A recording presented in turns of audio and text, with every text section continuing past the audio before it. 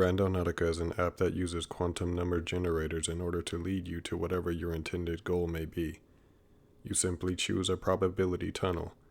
You then think of whatever you want to find, aka your intent, and then you follow the random coordinates that it leads you to after allowing the app to use your location on your smartphone.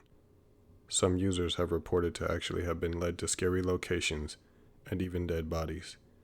Now let's get to the story. This happened to me in April of 2020 during the COVID-19 pandemic. I was recently laid off from my job as a waitress, which made my situation extremely tough as I was already living paycheck to paycheck. My roommate Taylor came home really excited and asked me to go randonauting with her that night. She was really into horror movies and wanted to have a scary adventure together. I declined and told her that she was crazy if she thought that I would go hunting for psychopaths in the dark. She tried to convince me by telling me that we didn't have to look for anything scary. I told her I would try it with her, but only during the daytime. That night, I did some research on my laptop to find out more about this strange app. What I found intrigued me.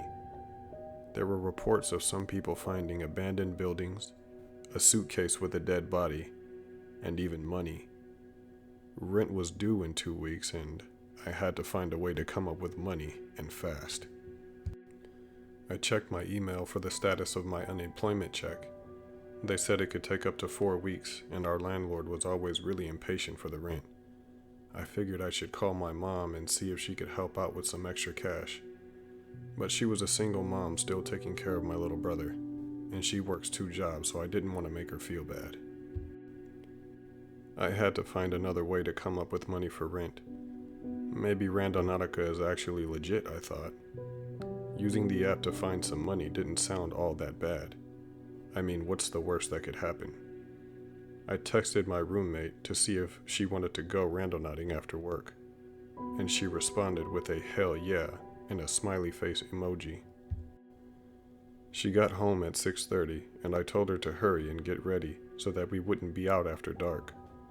She quickly changed in jeans and a t-shirt and we headed out. We hopped in my car and fired up the app. I tapped the globe icon to send my location. It then asked me to choose an attractor, so I chose Anomaly, which is the strongest attractor, hoping that it would lead us to a gold mine or a ton of cash. The app then showed us a set of coordinates, and we used the GPS for directions. We started driving to the location, which was 5 miles from our house. We ended up pulling up into a vacant parking lot in front of a store that had been closed down. We got out to look around, my eyes looking for any hint of green money or paper laying on the ground. But there wasn't anything. Taylor mentioned that maybe we should just try it again. I agreed, and we began to walk back to the car. A few steps away from the car, and I noticed something blending with the asphalt right next to my rear tire. It was a wallet. I quickly picked it up and jumped back in the car. There was a crisp $100 bill in the middle fold. We both looked at each other with our jaws on the floor. This can't be real. I checked the wallet again for an ID. There wasn't any ID, credit cards, or anything. Just business cards, some used gift cards, and coupons. There was, however, a card in the ID slot that said, "If lost, please call, insert phone number." I stared at the wallet in disbelief. I should point out that I'm a pretty honest person.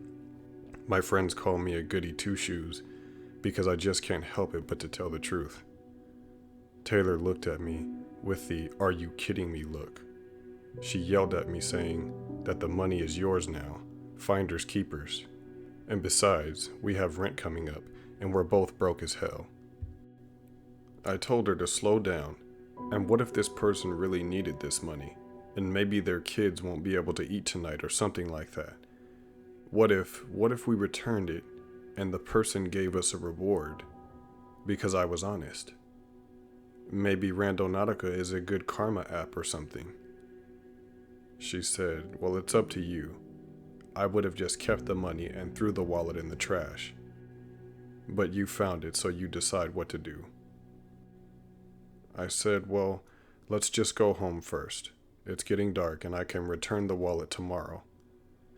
As I was driving home, I began to notice a set of headlights in my rear view that seemed like it was following us. Taylor noticed it too, so I sped up and turned down a couple of streets as fast as I could without making it obvious. They kept following, so I decided to go 2 blocks down to a gas station and pretend to get gas. We both saw the car pass us as we parked at the gas pump. I tried to get the license plate number, but I couldn't see it that well in the dark. It looked like an all-black, unmarked police car with no sirens and really dark tinted windows. We waited about 10 minutes to make sure it didn't turn around and come back, and then we took off back home. We pulled up in the driveway and decided to give Randonautica a rest and try another day.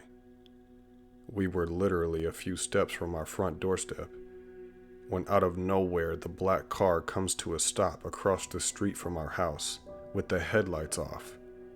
They were following us the entire time.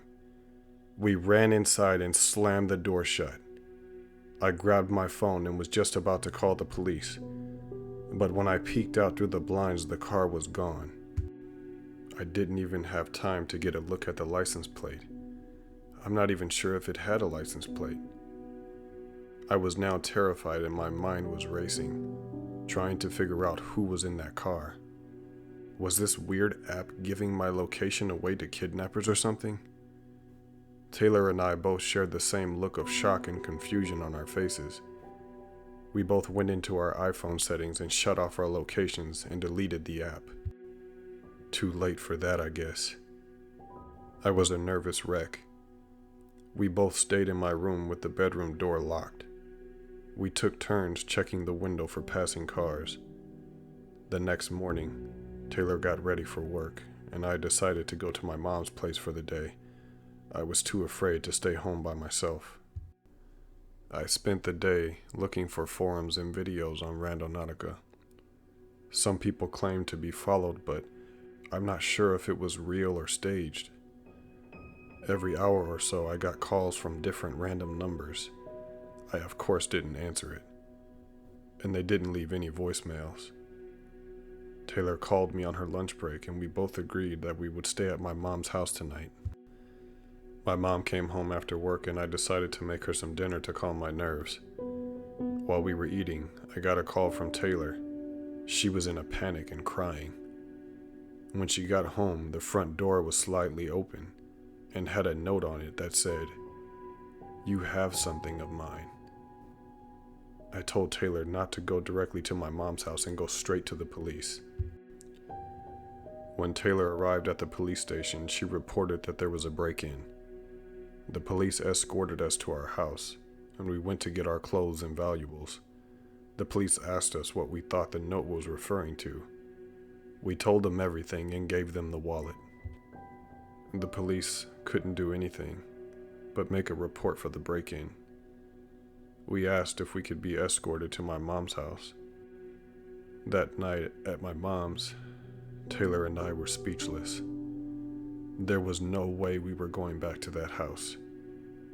We called our landlord to explain the situation and break our lease. Surprisingly, he was sympathetic and didn't give us a hard time. We were terrified that this person would come and find us someday. Whenever I drive somewhere now, I'm always watching my mirrors, expecting the black car to pull up behind me. Guys, please be careful out there if you decide to use Randonautica.